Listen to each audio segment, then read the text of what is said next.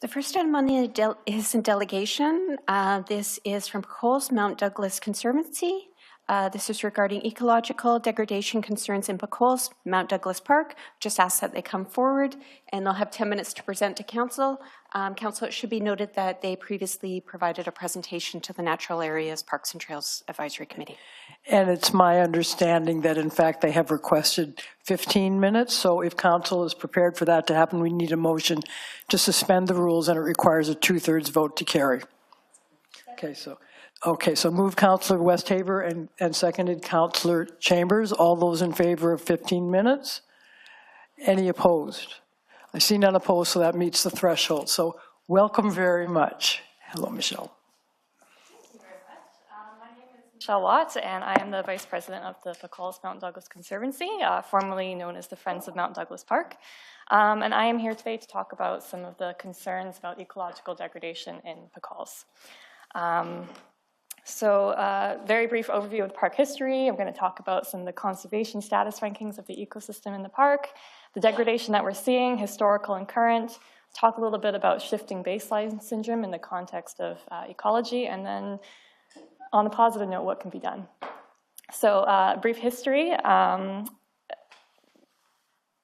You'll hear me refer to the ecosystems throughout this presentation in a very kind of terminology of Western science, but I want to just acknowledge that these landscapes are first and foremost living food and medicine systems. This is a place of deep cultural significance for both the Saanich and the Lekwungen peoples. And PKOLS has gone through a lot since it arrived in Saanich's care. And in 1995, it was actually given a P4N designation for zoning. It was the first P4N natural area park. Some of you may or may not know that PKOLS is actually a candidate for a KBA Canada, so a key biodiversity area, which is very exciting. And pending technical review from biodiversity experts, PKOLS will be the second KBA in Saanich Park System, the first being Swan Lake Christmas Hill Nature Sanctuary. Every ecosystem in PKOLS is endangered or at risk. And as you can see from the map on the left, this is a mapped occurrences of all the at-risk ecosystems and species in PKOLS, which, as you can see, is the entire boundaries of the park. And I think kind of highlights just how profoundly significant the remaining landscape is in the context of the rest of Saanich. What is an endangered ecosystems and how endangered are the ones in PKOLS? Globally, every species or ecosystem is assigned a conservation status ranking. So there's a global status, and then we have a provincial ranking system that's based on the global framework that's a little bit more geographically nuanced. So going from G5 to widespread and secure, all the way up to G1, which is considered critically imperiled. And the province also has a color-coded system as well. So the forested ecosystems in PKOLS, as you can see, 4 of them are at the highest level of global conservation concern. They are G1 ecosystems. And all of the Garry Oak ecosystems in PKOLS are also critically globally imperiled. So what is ecological degradation? A very cheerful topic for us to discuss tonight. It is essentially, by definition, damage or change to the natural environment that is perceived to be deleterious or to have negative effects. So the image on the right shows an area on the western side of PKOLS where the entire, essentially, meadow ecosystem has just slid off the bedrock because of recreational use. So we see things like soil erosion and compaction, habitat fragmentation, invasive species, and all of these mechanisms leading to the loss of native biodiversity. I'm going to talk a little bit about each of these. So we have historical factors. Like I said, PKOLS has been through a lot. So going back to the time of colonization, we have factors like logging that occurred very early on. The sheep and goats from the farmers that farmed the nearby area. They kind of chowed down on some of the native vegetation, which didn't do it any favors. Gravel excavation, the creation of roadways, motorcycle hill climbs that continued for several decades, and of course mountain bikings, which there was a bylaw to ban them in the 1990s. We also have the loss of indigenous stewardship practices, fire suppression. These are ecosystems which are fire adapted and have suffered with that loss. We also have invasive species and the loss of predators like wolves and cougars. And as such, we have a lot more browsers like deer. So lasting impacts I want to just show these two photos as an opportunity to reflect on the ways that historical factors are currently impacting the park. And it poses the question, what activities are happening now that in 50 years we're going to be trying to solve and to work again, to restore? So some of the present day factors, a lot of people recreate in PKOLS, and that's not a bad thing, but it's how we recreate that makes all the difference. So climate change, of course, is not on this list, but it would require its a whole other presentation. But we have off-trail recreation. We see trails being widened. We see soil being compacted and becoming bare. We see vegetation loss. We see a lot of user-created trails, and that's causing habitat fragmentation, as well as these ongoing, I referred to them as historical, but they are still ongoing factors that I mentioned previously. And on the right here, you have a photo taken of the same two fawn lilies that were emerging early last spring. This is a difference of about 12 hours. I went in the morning, and then I went later on, and they had been trampled. And, you know, they'll come back, but not all of them do, and over time, they just won't. So invasive species, they thrive in disturbed conditions, so they love degradation. You'll see them a lot on the edges of trails. Some of the species actually alter the soil chemistry, so they prevent other native species from growing in favor of their own species, which is great for them, not great for the native species. And invasive grasses are now dominating the Gary oak habitats, the critically globally imperiled habitats in PKOLS. And what happens is this kind of unsustainable loop of occurrences where the volunteers in the park remove the invasives, these cleared areas begin to recover. The people using the park think, oh, this is a new area for me to go explore. These native species that are starting to come back are trampled, and then this soil disturbance creates the perfect condition for the invasives to return, and then the cycle starts all over again. So here on Glendenning Trail, this is a part of the park that was fully restored by pulling together volunteers over a period of about 30 years. So invasive species were fully removed and the native species began to return, but they do take time to establish, and over time they kind of became trampled because they were quite sparse. And so this illustration marks the approximate line of the previously vegetated area that had been restored. There are huge sections adjacent to these trails that are almost, if not entirely, absent of herbaceous plants, and the shrub layers are also declining. This is a bit further up the trail, and we can see that loss of vegetation starting to take off. Again, that's the approximate line of previous vegetation cover, and this is an example of the trail widening impacts. And in one such area here, you can see a trail is starting to be created. So people kind of see these bare areas and they think, well, there's no plants there, I can go explore. And then we start to see things like user-created trails. This is further up on the mountain, and we all know that not everybody likes to get ankle-deep in mud when they're hiking, and so what happens is people create little avoidance trails to go around the pooled areas. And what happens, this is a picture from another angle, people start to explore and they meander, and this meandering user-created trail is actually going into a Gary oak meadow. So these user-created trails, it's not a new issue, but it is something that really took off during COVID when people were going outside more and they were exploring and they wanted to stay away from other people. And over time, these trails kind of become worn in, and we can't blame people for going on them when they look like they're established trails. Because they're not official trails, they're not maintained, they're more subject to erosion, and what we're seeing is a widespread disturbance, vegetation loss, and habitat fragmentation. On the right here, this is a map of the established trails, and these are all or some of, I should say, there are more of the user-created trails that our Conservancy has mapped over the past several years. And these are kind of just some examples of what they look like. An aerial photograph here. This is the west side of the park, or what we call Little Mount Doug.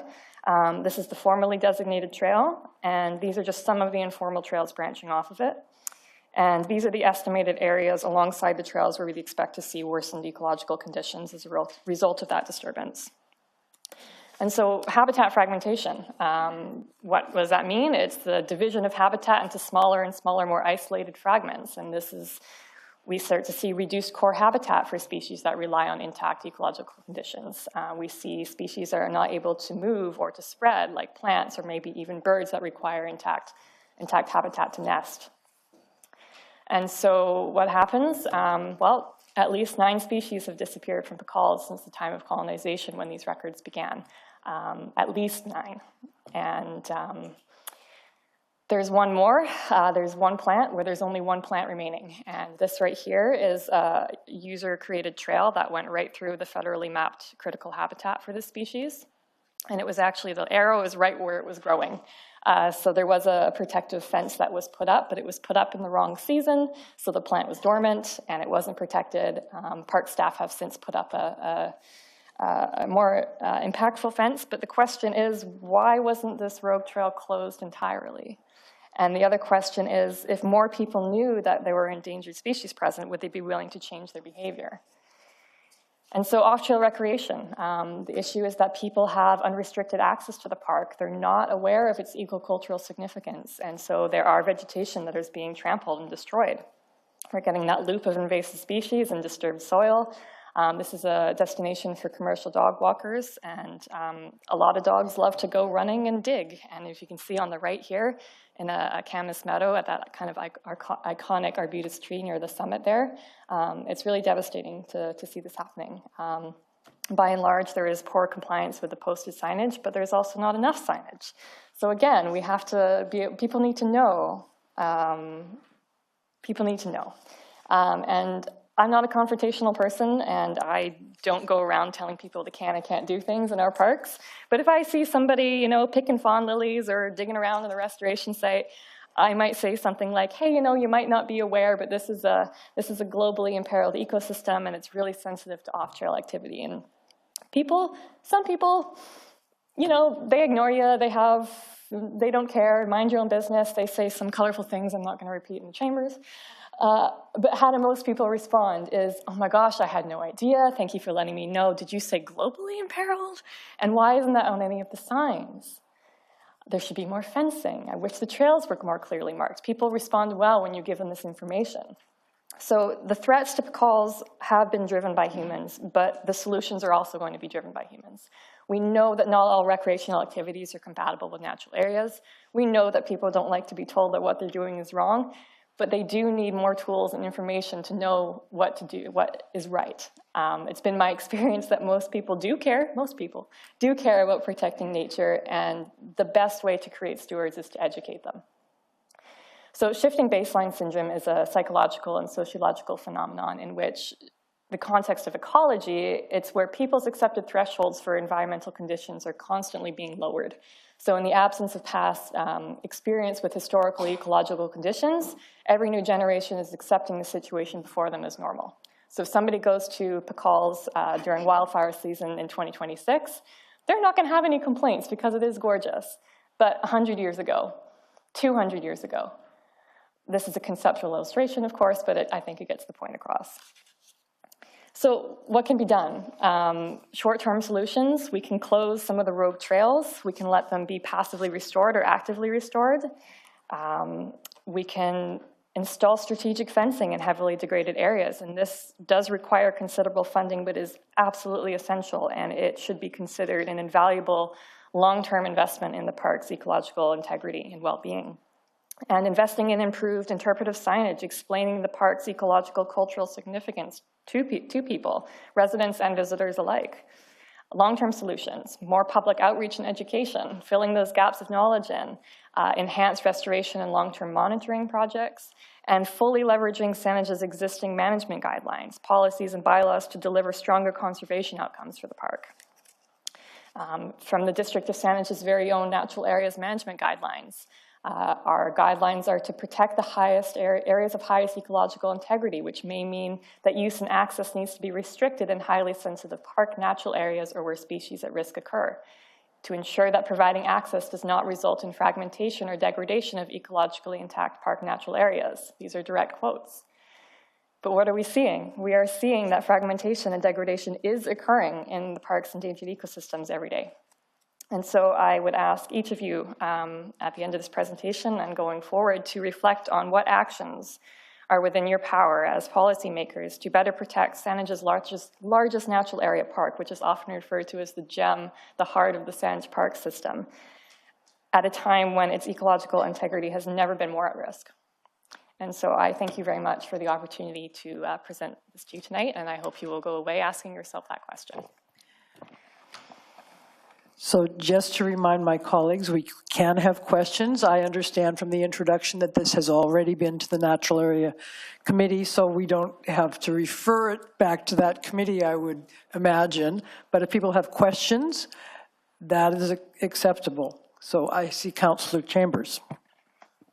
Thank you very much, Chair. Through the Chair, thank you very much for your presentation and all of Saanich's work in the park pulling together. And yes, it's frustrating. I just wanted to know if, in short, the fencing and the signage would really, do you think that that would really do the trick here? I think that it's one of many tools, but I think it is the most imminent and it's the most accessible, and it's also what we know works. We know from past installation and use in the park that people do respond well to it. And I also know from discussions I have with park users almost every day that they believe that not only they themselves, but the park itself would benefit from it. So absolutely, I think that that's a great first step. A necessary Excellent. one. It's always nice. I know you're a restoration ecologist, and it's always nice to know that we can heal ecosystems if we are conscientious and we know how. Thank you. Through the Chair, I'll just provide one comment. I live on the side of PKOLS on Mid-Slope. I operate a farm there, and the Chambers family, my husband's family, bought the farm in 1951. And in Granny Ruth Chambers' memoirs, it talks about the hunting. And when they first bought the property in 1950, she had to wear orange when she went out in the back to milk the cows. And one day she found 2 dead bears on the property. Anyways, I just wanted to share that. It was much wilder, and hopefully we can bring it all back. Maybe bears is a bit much, but we'll see. Thanks. So again, on behalf of council, I wanted to say a huge thank you. I have some minor sense of how much work is done on PKOLS by the park stewards and groups such as yourself. And so on behalf of all of council, I certainly want to say a huge thank you. And it's actually really interesting to have this presentation in front of us because I've been there right after the first round of restoration was done and now to see after the degradation. And I think your comment about everyone, their moment where they understand what the park is when they're first there. So it really does matter what state you've seen it in for you to appreciate what a difference our presence does make. But we should always be able to go there. It's just how we behave and how we can help to preserve it. So thank you for everything you do, and thank you for bringing this information to all of us here this evening.